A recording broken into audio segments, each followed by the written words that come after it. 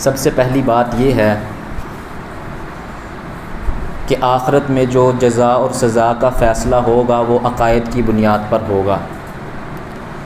اعمال کی بنیاد پر جزا اور سزا کا فیصلہ نہیں ہوگا۔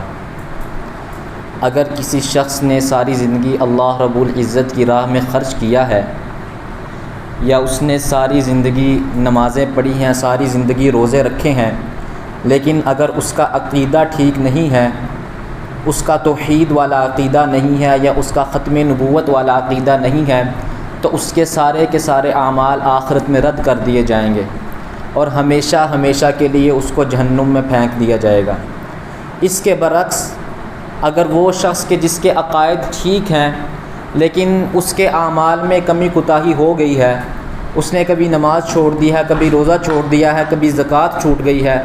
تو اللہ رب العزت کی رحمت سے امید ہے کہ اللہ رب العزت اس کو اپنے کرم سے معاف فرما دیں گے، کیونکہ اس کا عقیدہ ٹھیک ہے۔ تو یہاں پر یہ بات سمجھ آئی کہ عقائد اعمال سے زیادہ حیثیت رکھتے ہیں۔ عقائد ٹھیک ہوں گے تو آدمی کی شفاعت کی، آدمی کی بخشش کی امید ہے۔ اگر عقائد ٹھیک نہیں ہوں گے تو آدمی کی شفاعت اور آدمی کی بخشش کی امید نہیں ہے۔